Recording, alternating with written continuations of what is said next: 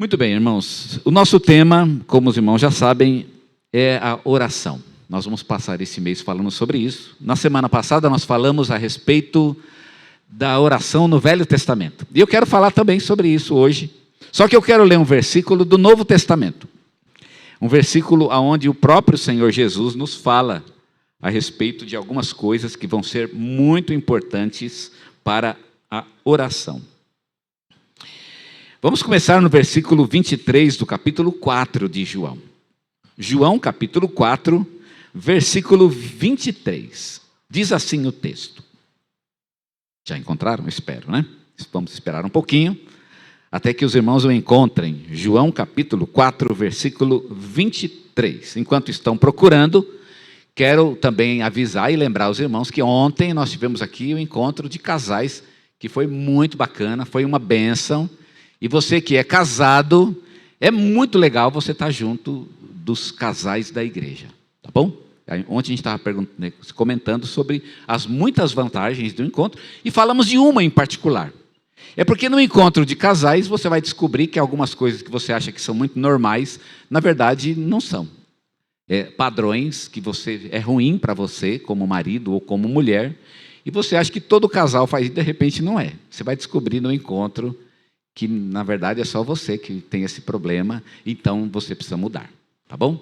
Então essa é uma das muitas vantagens que você tem de participar desse encontro. Participe do encontro de casais, logo logo nós vamos anunciar o próximo, e você vai ter a oportunidade de ser abençoado por esse ministério tão precioso e tão maravilhoso. Vamos lá, capítulo 4, como eu disse, no versículo 23 diz assim: mas vem a hora, e já chegou, em que os verdadeiros adoradores adorarão o Pai em espírito e em verdade, porque são esses que o Pai procura para seus adoradores. Deus é espírito, e importa que os seus adoradores o adorem em espírito e em verdade. Eu quero destacar aqui uma expressão: o Pai procura. O Pai procura. Deus está procurando pessoas que vão se relacionar com Ele. Por que Deus procura? Por que Deus procura pessoas? Deus não precisaria ficar procurando, porque tem tanta gente por aí, não é? Por exemplo, eu estou procurando alguém para me ajudar. Sei lá, me ajudar a carregar aquela bateria, por exemplo. Talvez não seria tão difícil. Tem tanta gente aqui. Eu iria para aqueles mais fortinhos aqui, né? De repente. Ou para qualquer um. De repente eu posso chamar o primeiro aqui. Vamos ali me ajudar. E qualquer irmão me ajudaria, certamente, com muita alegria. Pelo menos é o que eu penso, não é? É o que eu estou pressupondo aqui. Deus procura adoradores como se fosse algo difícil de achar. Não é engraçado pensar assim? Deus, é tão difícil assim achar adorador? Parece que Deus acha que não é tão simples. Tanto que Ele está procurando adoradores. Eu acho que muita gente vem para o culto. Muita gente canta. Muita gente participa da adoração, mas parece que não são muitos os verdadeiros adoradores. O que Deus quer? Qual é a ideia dele? Deus está procurando adoradores que o adorem de uma maneira muito específica e muito particular. Ele quer adoradores que o adorem em espírito e em verdade, e parece que não é muita gente que faz isso. Parece que muita gente vem aos cultos, mas não é muita gente que adora Deus do jeito que Deus gosta. A oração, irmãos, ela segue mais ou menos este mesmo padrão. Todo mundo ora, mas não é todo mundo que ora do jeito que Deus gosta. E está aí o princípio que a gente sempre fala na igreja, de que nós precisamos aprender a orar. Os discípulos, quando pediram para Jesus, ensina-nos a orar, eles já eram homens religiosos e eles já faziam da oração a sua prática corriqueira. Eles oravam, eles eram pessoas de oração. Era uma prática comum no judaísmo. Mas o dia que eles viram Jesus orando, eles descobriram que eles não sabiam orar. Imagina, e eles já eram homens feitos, né? Talvez até de uma certa idade. Talvez tivessem lá os seus 40, 50 anos. 50 anos, frequentando uma religião. No dia que eles viram Jesus orando, eles descobriram que eles não sabiam orar. Eu pensava que eu sabia, mas agora eu acabei de descobrir que eu não sei orar. E aí disseram: Senhor, ensina-nos a orar. A gente quer orar do jeito que o Senhor ora. Jesus tinha alguma coisa nova, Tinha uma novidade na oração de Jesus, tinha algo que era inédito, eles nunca tinham visto aquilo, e pediram para Jesus para passar esse conhecimento para eles. Nós vamos falar sobre a resposta de Jesus algum dia, tá certo? Aí Jesus ensinou-os e deu seus próprios princípios de oração para seus discípulos, e graças a Deus esse texto está registrado na palavra. Nós vamos aprendê-lo ainda no tempo certo. Mas eu queria ficar com essa frase: nós precisamos aprender a orar. No Velho Testamento existem várias coisas que são típicas da oração do Velho Testamento. Eu queria destacar 3 que são talvez as mais importantes a respeito de oração no Antigo Testamento. Quantas orações tem no Antigo Testamento? O Antigo Testamento tem cerca de 85 orações. 85. Tirando os salmos, é claro, né? Já que os salmos, quase todos eles são, de alguma forma, orações, né? Orações de louvor. Embora o louvor nos salmos ele apareça muito pouco. Um dia nós vamos falar sobre os salmos e vocês vão descobrir que os salmos eles não são hinos de louvor, ao contrário do que a gente pensa. Só existem 5 salmos, por incrível que pareça, que são salmos de puro louvor. Eu não sei se você já teve a experiência de estar com um problema, uma dificuldade, uma dor, uma luta, e querer louvar a Deus, e procurar, não, desculpa, é o contrário, né? Você está muito alegre, muito contente, e você procurar um salmo para louvar a Deus, e você não acha o salmo. Parece que tem muito salmo de reclamação, já viu isso? Eu não sei se vocês já tiveram essa experiência. E eu descobri por quê. Porque os salmos, na verdade, não são hinos de louvor. O tema dos salmos, o tema deles, é o conflito humano. Só existem, como eu disse, 5 salmos de puro louvor, e todo o restante aborda o conflito. O conflito no relacionamento com Deus, o conflito no relacionamento entre pessoas, o conflito entre o crente e o mundo. Esse é o tema primordial dos salmos, os conflitos. Então, ler os salmos é muito precioso, né? Não são meros louvores, são coisas que falam de nossa própria vida, de nossos próprios problemas. Vamos excluir aqui os salmos dessa conta. 85 orações fora os salmos. Essas orações, se você olhar para elas, você vai encontrar um padrão mais ou menos rígido nessas 85 orações. Primeiro, elas são exclusivamente dirigidas a Deus. Isso é meio óbvio, porque Deus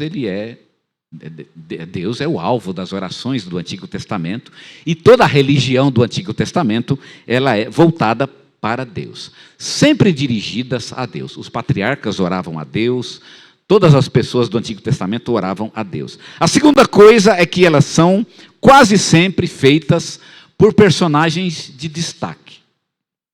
As pessoas comuns do Antigo Testamento, não é que elas não oravam, mas o Antigo Testamento parece que não faz muita questão de registrar orações de pessoas comuns. As orações realmente importantes são aquelas que são proferidas por pessoas importantes. Pessoas de destaque. De quem nós estamos falando? De grandes homens de Deus, como por exemplo Arão, Moisés, Samuel, os profetas, Elias, Isaías, grandes homens, Davi, são esses que oram. Mas pessoas comuns não oravam? Certamente oravam, mas a oração dessas pessoas não parece ser muito importante, porque o Antigo Testamento quer destacar a oração dos grandes personagens, aqueles que estão no centro da história. É principalmente a oração desses que importa para o Antigo Testamento. E, em sua maioria, as orações do Antigo Testamento são intercessões. Via de regra, esses personagens não pedem por si mesmos. Nos Salmos, é claro que isso é diferente. Nos Salmos, eles pedem por si. Há muitos salmos em que o salmista ele pede por si mesmo, ele ora por si mesmo, pedindo que Deus o abençoe, que Deus o cure, que Deus seja justo com ele, que Deus o ajude, né, em alguma dificuldade, em algum momento. Isso está nos Salmos. Fora dos Salmos, é interessante, quase todas as orações são intercessões. As pessoas estão orando pelos outros e não por si mesmas. Eu queria pensar um pouquinho nesse aspecto da oração do Antigo Testamento, é o fato de que as orações são intercessões. Por quê? Às vezes Deus atendeu a oração de uma forma muito positiva. As pessoas oraram, por exemplo, Abraão orando por Sodoma e Gomorra. Deus não atendeu essa oração, né? Quem sabe, né, quem conhece a história, sabe que Abraão orou por Sodoma e Gomorra, e no fim Sodoma e Gomorra acabou sofrendo do mesmo jeito. Deus não ouviu. Há certos personagens que oram e Deus diz com todas as letras que não vai atender. Jeremias foi um desses. Há uma cena no livro de Jeremias em que ele ora 3 vezes. E depois que ele termina a terceira oração, Deus diz a ele com todas as letras: não ores por este povo. Ainda que Moisés, Elias e Samuel, se eu não me engano, ele pega 3 personagens e diz: ainda que esses grandes homens orassem, eu não os ouviria. Deus estava determinado a fazer o que ia fazer e não queria ouvir a oração de Jeremias. Bem, Deus às vezes não atende, outras vezes ele atende. Há muitas orações em que a pessoa orou e Deus ouviu a oração, não é?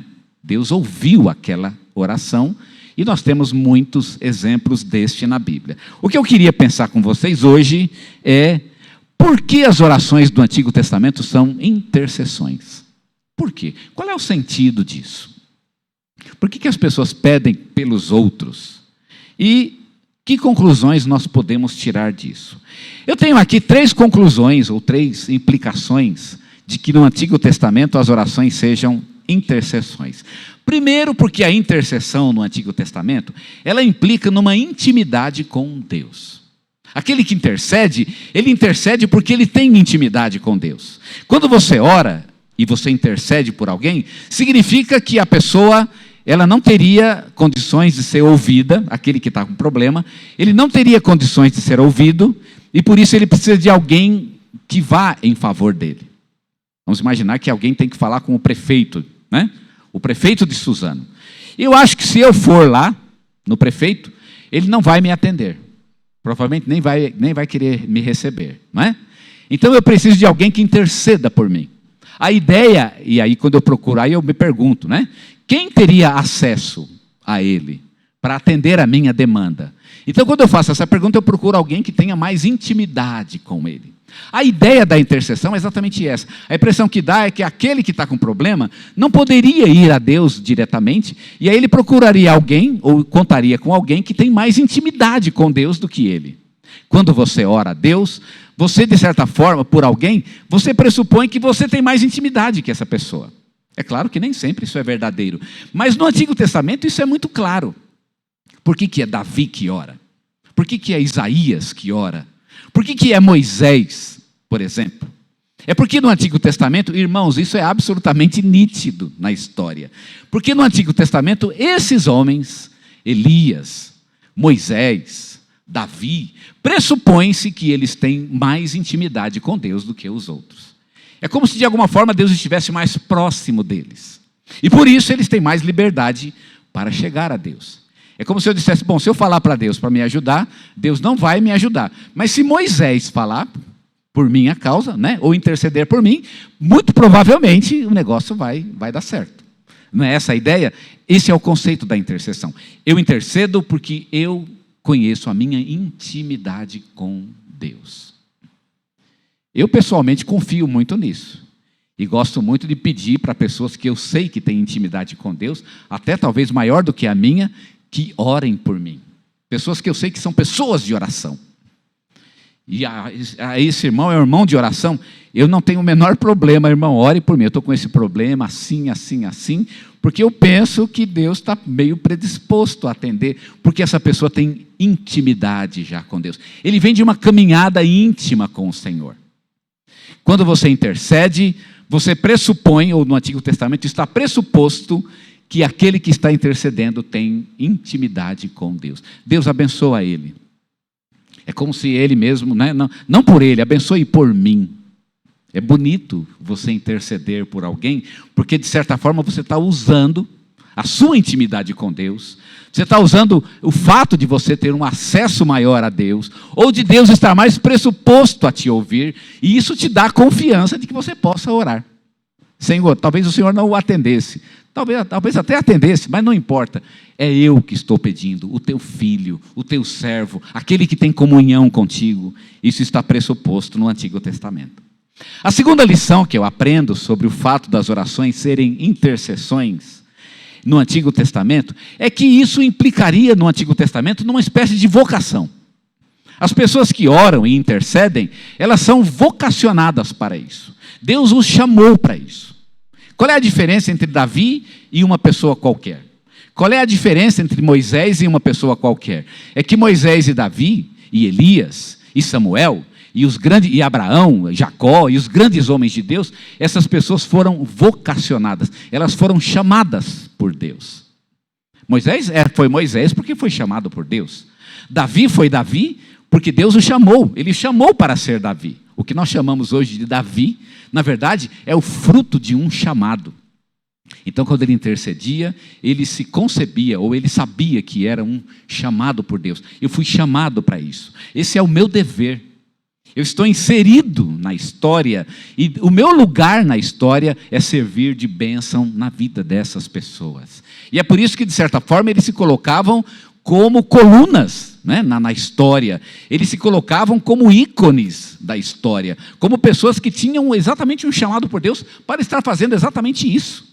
Davi intercedendo pela nação, por exemplo, ele foi chamado para isso. Eu fui colocado por Deus para abençoar Israel. E como é que eu vou abençoar Israel? Sendo rei? Claro, sendo o rei de Israel, mas também orando por Israel. Também, de certa forma, me colocando entre Deus e aquele a quem eu quero abençoar. Esse é um chamado. Essas pessoas eram chamadas. Quando você intercede, você se pressupõe um chamado. Eu fui chamado por Deus para isso. Esse é o meu papel. E quando eu intercedo, eu estou desempenhando o meu papel como um servo de Deus. É uma missão que me foi dada por Deus e que um dia eu hei de responder por isso. Reis, sacerdotes e profetas, eles se concebiam homens chamados por Deus. E por isso é que eles faziam da intercessão uma parte de sua própria função. E a última coisa que eu quero destacar é que o fato de o Antigo Testamento ter quase que exclusivamente orações de intercessão, significa que aquelas pessoas que oravam e que intercediam, eles tinham o conhecimento da vontade e do propósito de Deus. Deus tinha um propósito. O Antigo Testamento, ele segue uma linha. Eu não sei se você sabe, mas o Antigo Testamento, ele tem uma linha, digamos, ele tem uma linha da vontade de Deus, do propósito de Deus. A história do Antigo Testamento, a gente pode dizer, é a história da família que desembocou em Jesus. É por isso que alguns desconhecidos entram na história, porque são antecedentes de Jesus. Por exemplo, Zorobabel. Ninguém fala de Zorobabel, mas ele está lá. E ele é importante porque ele é um antecedente de Jesus. Então, o Antigo Testamento conta essa história. Eu não sei como é que... Aliás, eu sei, né? Nós sabemos exatamente por que os personagens do Antigo Testamento sabiam de quem eles deveriam contar a história. Se você fosse, por exemplo, um escritor e vivesse aí uns 1000 anos antes de Cristo, ou uns 1500, que foi quando o Antigo Testamento começou a ser escrito, que história você contaria? Qual história?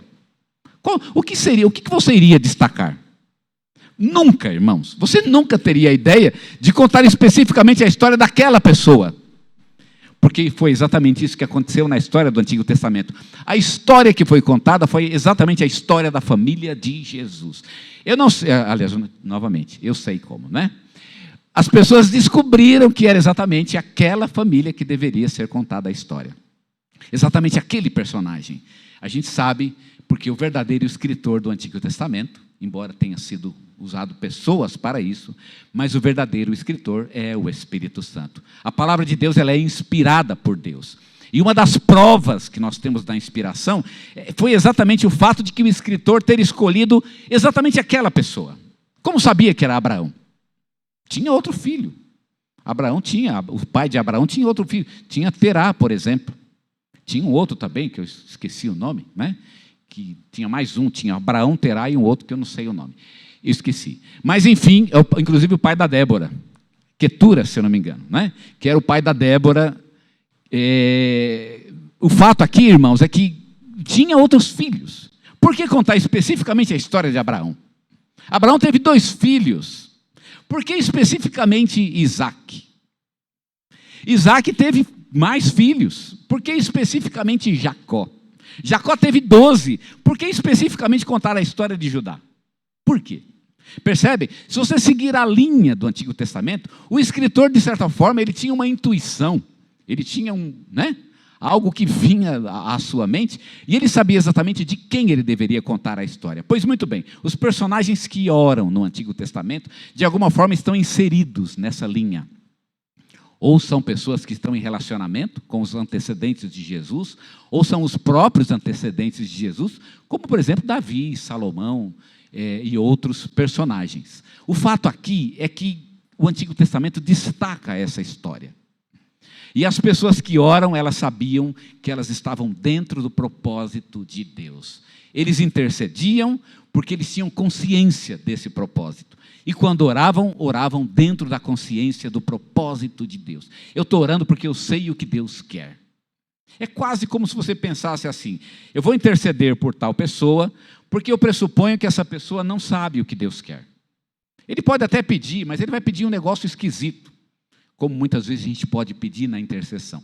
Ele pode pedir algo que Deus de fato não está querendo dar, porque não é propósito dele. A pergunta, qual é o propósito de Deus? A oração que Deus responde é a oração segundo o propósito dele. É por isso que a base, eu já falei isso muitas vezes, e vou falar isso até os irmãos ficarem carecas, com essa informação, de que a base da oração sempre há de ser a palavra de Deus. Você ora a Bíblia, porque é a Bíblia que apresenta o propósito. Eu acho que a gente vai ficando íntimo de Deus, a gente começa com um propósito genérico, não é verdade? Eu sei quais são alguns propósitos genéricos de Deus. Por exemplo, que Deus deseja que todos sejam salvos. Isso foi revelado na palavra. Devo ou não orar pela conversão de uma pessoa? Claro que deve. Você tem que orar pela conversão porque isso foi revelado. Eu já sei o que Deus quer. Ele quer a salvação de todos. Então eu devo orar por qualquer um. Qualquer um. Vamos orar pela salvação? Vamos. Mas não pode ser vontade de Deus que ele não seja salvo? Não, não pode, porque já foi revelado na palavra. Mas à medida que você ora e você continua em comunhão com Deus, e você mantém a sua relação e a sua intimidade com Deus, Deus começa a revelar coisas mais particulares. E você começa a perceber e ter a intuição do Espírito para coisas um tanto mais particulares, coisas que não estão na palavra de Deus, talvez, mas que Deus começa a colocar isso no teu coração. E aí você pode, será que eu devo namorar com tal pessoa, por exemplo? E aí uma pessoa de oração, olha, não sei não, eu estou sentindo que tem algo muito estranho. A intimidade com Deus faz isso, a caminhada com Deus. Sabe por quê? Porque de caminhar com Deus e de andar com Deus, você começa a reconhecer a voz de Deus na sua vida. Você começa a ser íntimo de Deus. E a voz de Deus começa a ser familiar aos seus ouvidos. Lembra do que Jesus disse lá em João?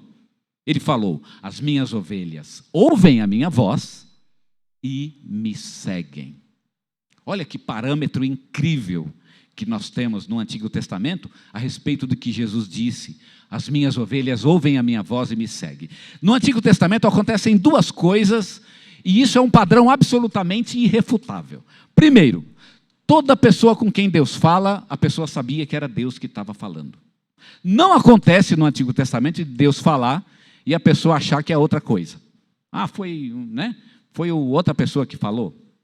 Ou foi uma voz do além, ou foi o diabo. Não, isso não acontece no Antigo Testamento. Quando Deus fala, todo mundo sabe que é Deus que está falando. E segunda coisa, quando Deus fala, a pessoa sabe especificamente o que é que Deus está falando.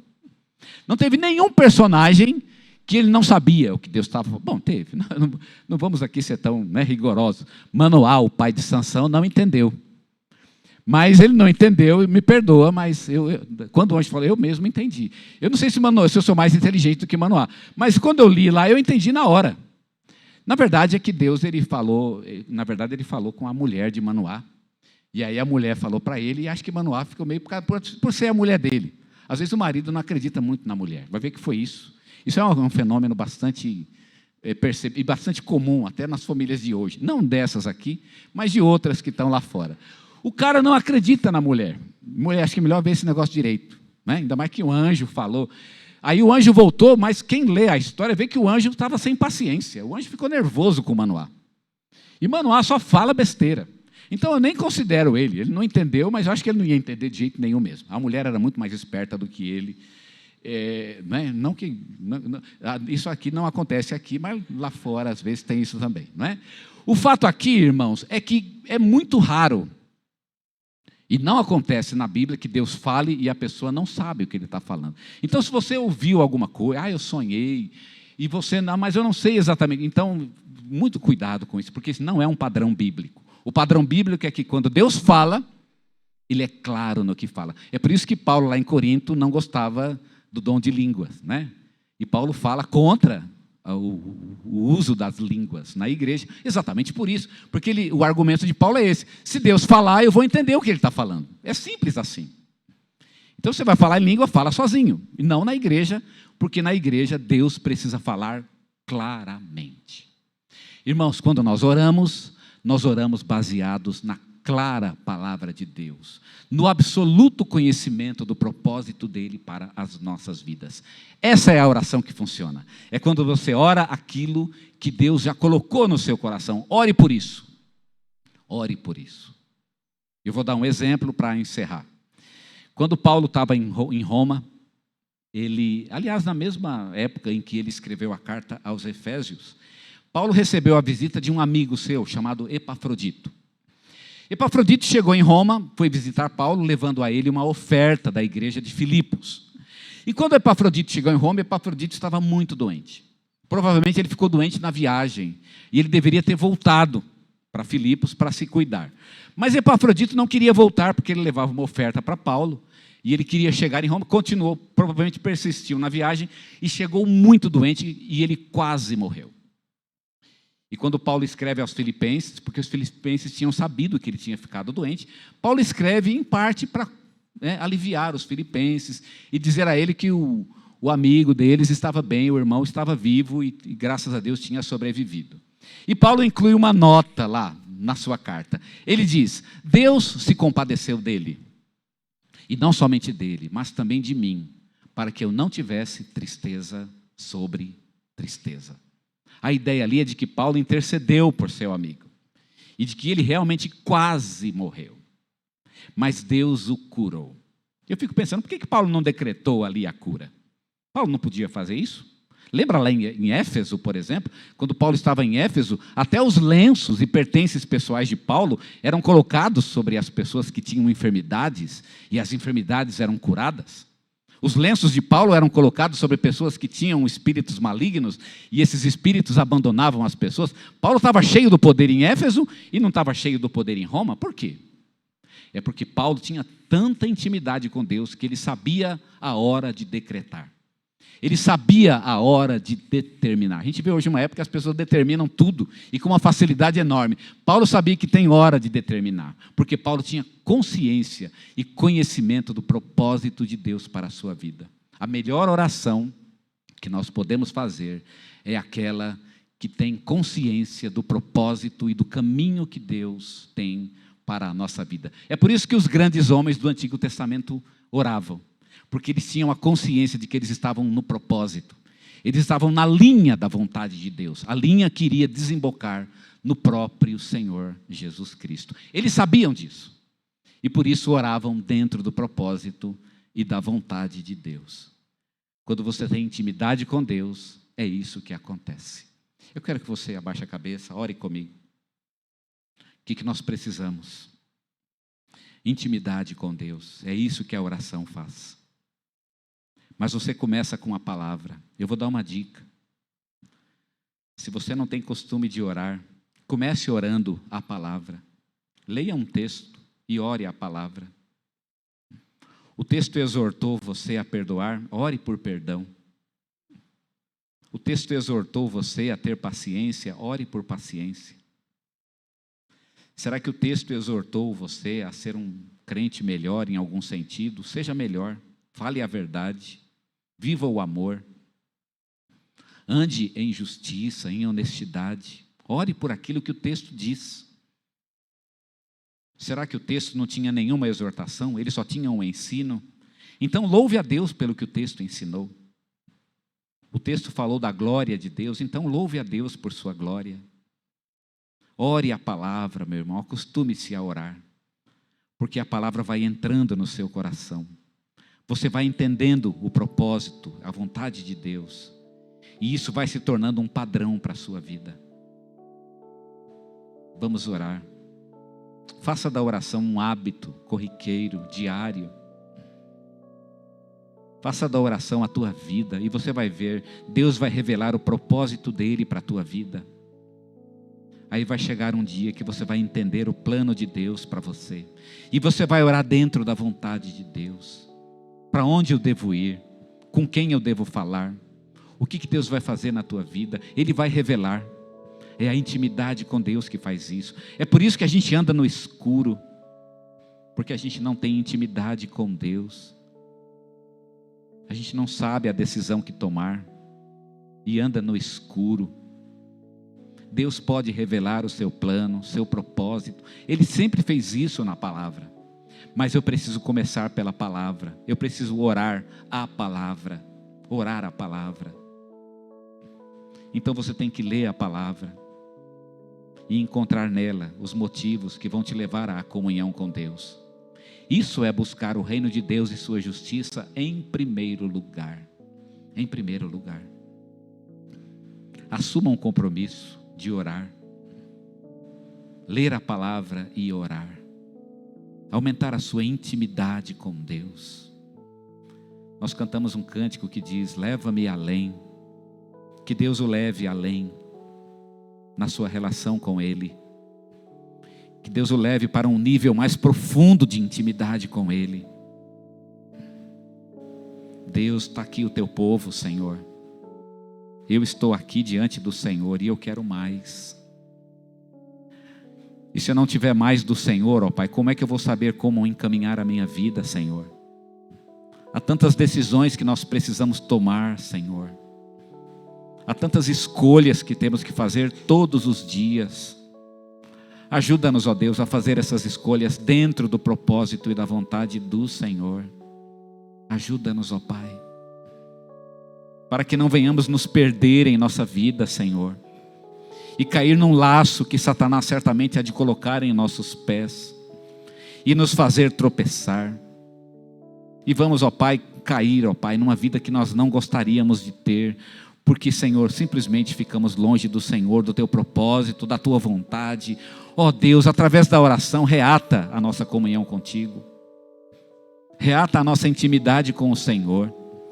Queremos ouvir Tua voz. Jesus não disse que as ovelhas dele ouvem a sua voz e o seguem? Senhor, queremos ouvir Tua voz, Senhor. Como vamos saber o caminho se o Senhor não falar conosco? Como vamos saber para onde ir, Senhor?